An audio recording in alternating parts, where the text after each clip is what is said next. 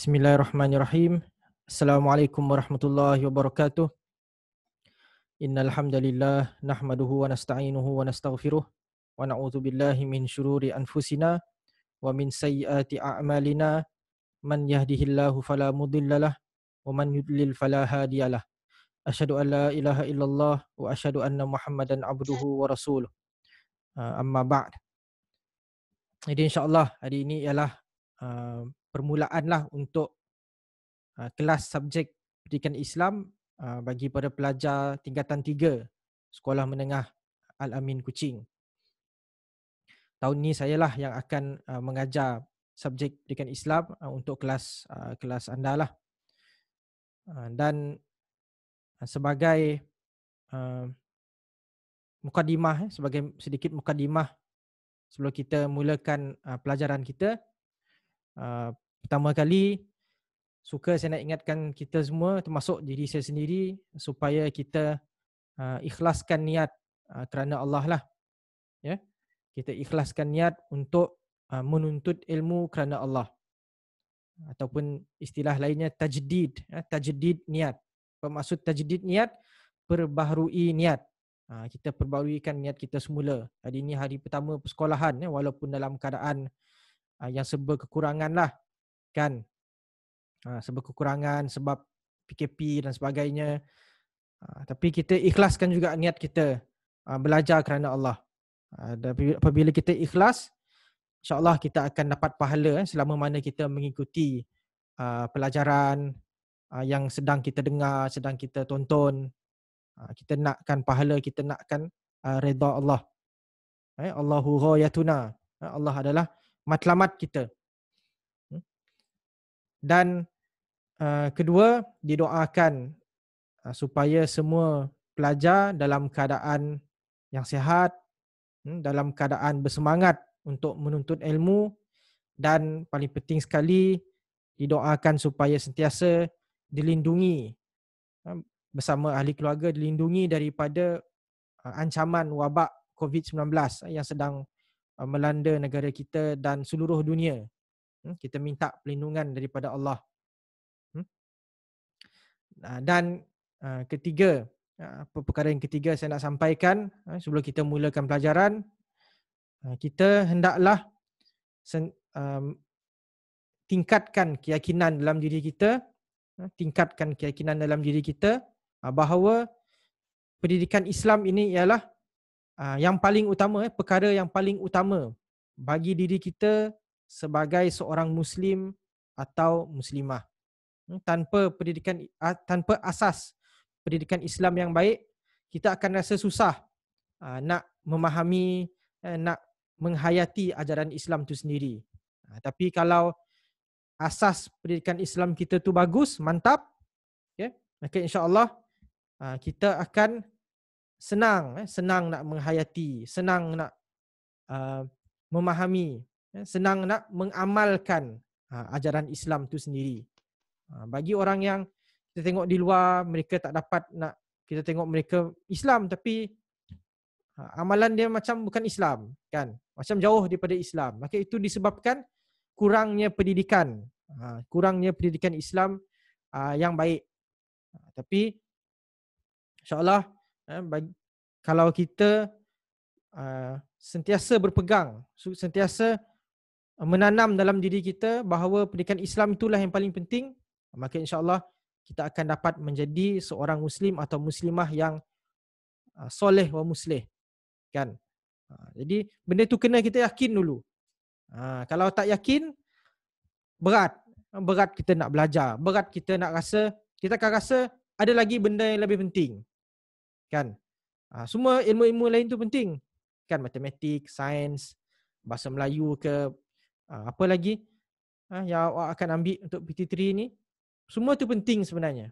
Tapi kita kena yakin pendidikan Islam tu lah yang paling penting, yang utama, okay? Nombor 1. Sebab ia adalah berkaitan dengan identiti diri kita sendiri. Kita semua di sini ialah Muslim, Muslimah. Tak ada yang bukan Islam kat sini. Dan kita yakin Islam tu adalah ajaran yang paling benar. Jadi sudah tentu pendidikan Islam itu ialah yang paling penting dalam diri kita sebelum kita mempelajari ilmu-ilmu yang lain yang juga bermanfaat, ya. Itu yang kita kena tanamkan, sentiasa yakinkan diri kita setiap hari, setiap saat. Dan kita hendaklah bersyukur disebabkan Allah telah memberi kita ruang dan peluang untuk kita belajar Islam dengan lebih mendalam, kan. Allah dah hantar kita ke sekolah agama. Allah dah, itulah, dia beri kita peluang lah untuk kita belajar supaya kita sehinggalah kita faham. Sebab apa? Sebab apa kita kena bersyukur? Sebab itu tandanya apabila Allah menghalakan kita untuk mempelajari Islam, untuk mempelajari agama, itu tandanya Allah, itu adalah salah satu tanda kasih sayang Allah kepada kita. Itu kita kena faham. Sebab Nabi SAW sebut dalam sebuah hadis, kan, man yuridillahu bihi khairan yufaqihu fid din. Maksudnya, barang siapa yang Allah inginkan kebaikan untuknya, maka Allah akan beri dia kefahaman dalam agama. Itu tandanya Allah nak starting point, Allah nak beri kita kebaikan. Apa-apa kebaikan, starting point dia akan cetuskan dalam diri kita untuk faham agama. Dia mudahkan kita untuk belajar agama. Itu tandanya Allah, itu starting point dia. Jadi itu tandanya bila kita ni Allah pilih untuk belajar agama, maka bersyukurlah. Bersyukurlah, sebab itu boleh jadi permulaan kepada segala benda yang baik dalam hidup kita daripada sekarang sampailah kita meninggal dunia kelak, insya-Allah. Okey, itulah sikit sebanyak mukadimah yang akan kita mukadimah lah untuk kelas kita sepanjang tahun ni. Jadi untuk sepanjang tahun ni, bahkan sampai bila-bila, saya nak kita semua ingat benda ni. Ingat benda ni, kenapa kita belajar agama. Itulah sebab-sebabnya seperti mana yang telah saya sebut tadilah. Okay. So sekarang kita akan mulakan pelajaran. Okay. Jadi kalau kita tengok buku teks, di sini saya akan tunjukkanlah. Ya. Boleh nampak semua kat sini? Ini muka surat pertama lah untuk buku teks Pendidikan Islam tingkatan 3. Boleh tengok. Ya, kita teruskan.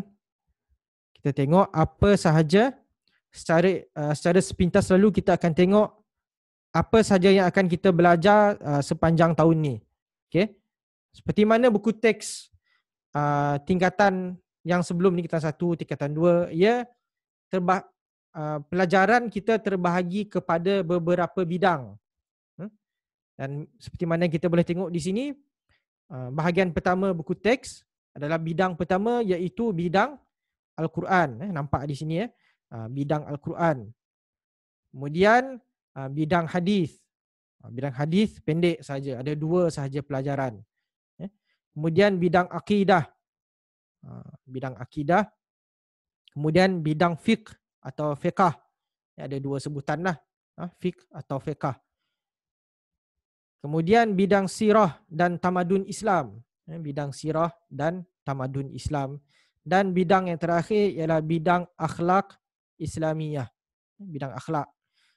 Itulah pembahagian buku teks. Pembahagian topik-topik dalam buku teks. Kamu boleh baca sendirilah apa saja pelajaran di bawah setiap bidang. Daripada bidang 1 sampai bidang 6. Artinya ada 6 semua bidang yang akan kita pelajari dalam pendidikan Islam tingkatan 3. Okay. Jadi kita akan mulakan dengan bidang yang pertama, iaitu bidang Al-Quran. Okay. Saya tak akan ajar satu bidang sekaligus. Okay. Cara saya akan ajar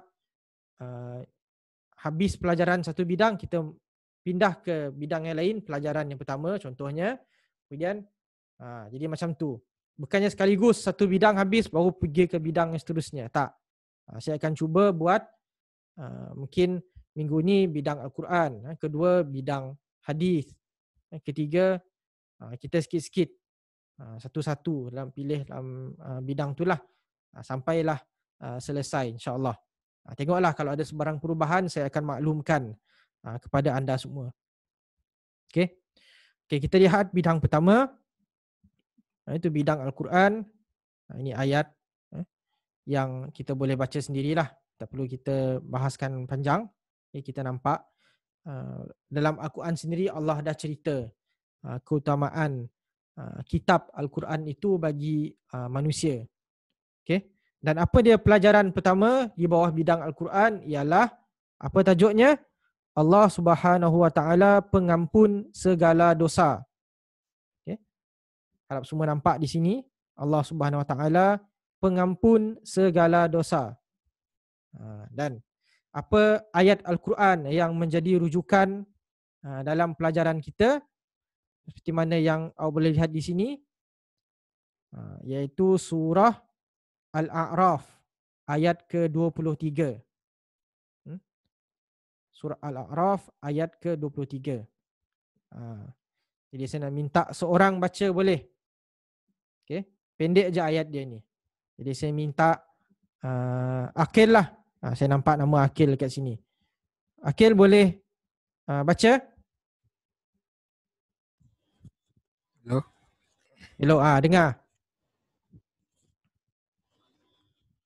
Mulakan a'udzubillah. A'udzubillahi minasyaitonirrajim.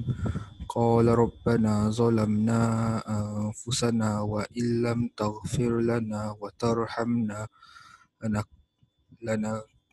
lanakunanna minal khasirin. Okey, terima kasih Akil. Ini adalah ayat yang pendek yang akan kita pelajari dalam pelajaran kita yang pertama ini. Ya, surah Al-A'raf ayat ke-23. Jadi kita tengok apa dia makna ayat yang telah dibacakan oleh Akil tadi. Ya. Kita tengok potongan dia. Kita potong satu-satu. Pertama, qala rabbana zalamna anfusana. Maksudnya mereka merayu, mereka berdua merayu, wahai Tuhan kami, kami telah menzalimi diri kami. Rabbana zalamna anfusana. Kemudian wa illam taghfir lana wa tarhamna. Maksudnya dan jika engkau tidak mengampunkan dan merahmati kami, lanakunanna minal khasirin. Pastilah kami termasuk dalam golongan orang yang rugi. Jadi kalau kita lihat ayat ni sebenarnya apa? Ayat ni sebenarnya satu doa. Satu doa. Ya. Allah merakamkan ucapan orang beriman. Ya, disebutkan di sini keluhan dia lah luahan hati dia. Dirakamkan dalam Al-Quran. Rabbana zalamna anfusana wa illam taghfir lana wa tarhamna lanakunanna minal khasirin. Jadi maksud penuhnya, wahai Tuhan kami, kami telah menzalimi diri kami dan jika engkau tidak mengampunkan dan merahmati kami, pasti kami termasuk dalam kalangan orang yang rugi. Rugi di sini bukannya rugi sekadar rugi bisnes, tapi rugi dunia dan lebih-lebih lagi rugi akhirat. Waliyadzubillah. Kalau kita ni Allah tak ampunkan kita, maka kita akan termasuk orang yang rugi. Jadi orang yang untung pula macam mana? Orang yang mendapat keampunan Allah. Itu adalah keuntungan yang kita semua carikan dalam hidup ini dan hidup yang akan datang, alam yang akan datang, alam akhirat. Okey, apa sahaja inti sari ayat yang kita dah baca tadi? Pertama, melakukan dosa suatu kezaliman terhadap diri sendiri. Melakukan dosa suatu kezaliman terhadap diri sendiri. Jadi kalau kita ni buat dosa, kita pun dah banyak kali sebut dalam kelas sebelum ni kan, apa saja dosa-dosa yang manusia boleh buat. Maksudnya yang manusia berpotensi untuk buat. Apa saja dosa.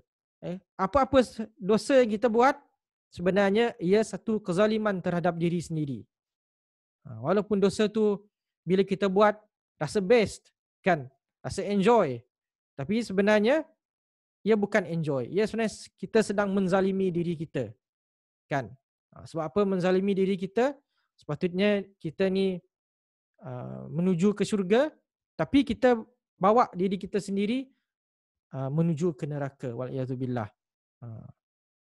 Itu kita kena faham. Bila kita buat dosa, sebenarnya kita sedang menzalimi diri kita sendiri. Apalagi kalau dosa tu menzalimi orang lain. Sama juga. Walaupun dosa tu menzalimi orang lain, tapi pada masa yang sama sebenarnya dia sedang menzalimi diri dia sendiri juga. Sebab dia mendekatkan diri dia kepada murka Allah.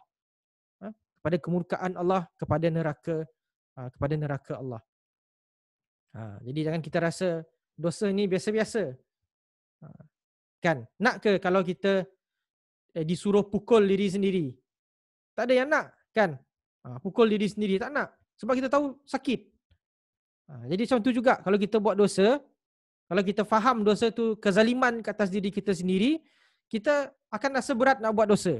Sebab kita tahu ini benda yang sakit. Mungkin tak rasa sakit sekarang, tapi rasa sakit pada masa akan di akhirat kelak. Kan? Sakit diseksa di kubur, diseksa di neraka, kan? Apalagi kalau dosa itu memang menyakitkan badan kita. Apa contohnya dosa yang menyakitkan diri kita sendiri? Minum arak, kan, buat kita diri mabuk, fikiran tak betul, dan macam-macam lagi lah dosa, kesan dosa. Tapi kadang-kadang dosa yang tak menyakitkan badan ni bukan bererti tak boleh buat.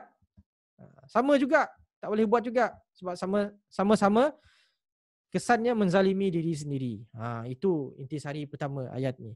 Kedua, umat Islam wajib memohon keampunan daripada Allah SWT atas dosa yang dilakukan. Sebab kita semua ni manusia, kalau namanya manusia, tak ada namanya yang terlepas daripada buat kesalahan. Kan? Jadi sebab itu kita kena selalu mohon ampun kepada Allah. Kadang-kadang kita tak sengaja buat, tapi kita kena mohon ampun juga. Kan? Sebab kita tak tahu Allah terima ke tak permohonan ampun kita. Jadi kita kena selalu. Nabi ajar kita istighfar setiap hari, sekurang-kurangnya 70 kali. Dalam hadis Nabi sebut, kan, Nabi sendiri beristighfar 70 kali sehari. Itu Nabi. Padahal Nabi ni tak ada dosa. Tapi Nabi pun tiap hari mohon ampun kepada Allah sekurang-kurangnya 70 kali. Kan setiap kali habis solat baca astagfirullah, astagfirullah, astagfirullah. Kita nak sekaligus tak apa. Yang penting sehari kita beristighfar, mohon ampun kepada Allah. Mudah-mudahan Allah ampunkan segala dosa yang kita buat, sama ada yang sengaja ataupun yang tak sengaja. Itu kewajipan kita lah. Kena selalu beristighfar. Paling pendek astagfirullah, macam tu je. Astagfirullah, astagfirullah. Kan, ketiga, Allah SWT sentiasa menerima taubat hambanya yang menyesal atas dosa yang dilakukan. Allah ni boleh ampunkan apa-apa dosa sebesar mana pun, asalkan dia betul-betul menyesal. Dia betul-betul tak nak mengulangi dosa yang dia buat. Keempat, orang yang mendapat keampunan Allah ialah orang yang beruntung. Seperti mana kita dah sebut tadilah. Kalau tak dapat keampunan, rugilah kami. Kata dalam ayat itu tadi kan. Kalau kau tak ampunkan kami, rugilah kami. Jadi bagi orang yang diampunkan, maka dialah yang beruntung. Dan kelima, antara sebab untuk mendapat keampunan dan kasih sayang Allah SWT termasuklah mengakui dosa yang dilakukan. Ini adalah sikit sebanyak 5 intisari ayat yang kita belajar pada hari inilah. Jadi kerja rumah dia senang je. Untuk pertama ni tak adalah kerja rumah yang susah sangat. Kita bagi yang senang-senang je. Permulaan sekolah. Okay. Apa tulis di sini? Hafaz dengan betul, lancar serta bertajwid. Hafal ayat ni. Dan bila hafal, sudah tentu bukan sekadar untuk disimpan dalam otak kita. Tapi yang pentingnya adalah untuk mengamalkan. Ini adalah sebuah doa. Jadi doa ini kita boleh lazimkan, kita boleh baca setiap kali, contohnya setiap kali lepas solat. Antara doa yang kita boleh amalkanlah setiap kali habis solat ataupun bila-bila lah kita nak baca kan, asal jangan baca dalam tandas je. Kan kita bacalah di mana-mana tempat yang sesuai, habis solat ke, waktu kita terbangun waktu malam kan, baca dengan penghayatan, Rabbana zalamna anfusana, ya Allah aku dah zalimkan diri aku sendiri pada hari ini, buat dosa ni, buat dosa tu. Wa illam taghfir lana, dan kalau kau tak mengampunkan kami, wa tarhamna, dan kau tak merahmati kami, lanakunanna minal khasirin, maka sudah tentu kami akan termasuk dalam golongan yang rugi. Amalkan doa ni setiap kali bila-bila yang kita nak, supaya keampunan Allah itu semakin dekat pada kita. Jadi mungkin mungkin kelas yang seterusnya, mungkin saya akan kelas pai yang seterusnya saya akan uji siapa yang saya nak lah untuk ulang doa ni. Rabbana zalamna. Qala tu boleh juga. Tapi dari segi maksudnya dia start daripada Rabbana tu. Qala tu artinya mereka berkata. Kan? Tapi kalau kita nak baca doa tu mula daripada Rabbana je pun boleh lah. Rabbana zalamna hinggalah lanakunanna minal khasirin. Okay? Hafal doa ni, amalkan. InsyaAllah ada masa, ada peluang saya akan uji. Saya akan tanya, baca doa Rabbana zalamna, hafal ke tak? Kalau hafal itu tandanya dia mengamalkan doa tersebut. Pendek je doa ni, tak panjang. Kan betul tak? Tak panjang doa ni. Jadi harap-harap pelajaran kita pada hari ini semua dapat faham lah. Setakat tu saja. Kalau kita tengok pelajaran pertama sampai situ saja. Ada latihan ke bawah ni. Untuk awal-awal ni kita bagi yang senang-senang dululah. Tugasan dia hafal je doa ni. Hafal doa ni dan nanti saya akan tasmik lah, insya-Allah kalau ada kesempatan. Okey. Nampaknya mungkin dah terlebih sikit masa kita. Tadi saya kata dalam 10 minit, terlebih sikit ni, lebih 10 minit. Okey. Jadi semoga pelajaran kita pada hari ini semua dapat faham, semua bermanfaat untuk diri kita. Okey, ulang kaji selalu supaya kita tak lupa, dan ajar orang lain, kawan-kawan kita yang pada siapa-siapalah, ahli keluarga kita kita sampaikan. Bila kita sampaikan, insya-Allah ia lebih mudah melekatlah dalam diri kita semua, insya-Allah. Wallahu a'lam bisawab. Sekian saja untuk kelas kita. Terima kasih atas kehadiran antum. Jadi kita akan berjumpa lagi lah dalam sesi yang seterusnya. Wallahu a'lam bisawab. Wassalamualaikum warahmatullahi wabarakatuh. Waalaikumsalam. Waalaikumsalam. Sama-sama. Assalamualaikum.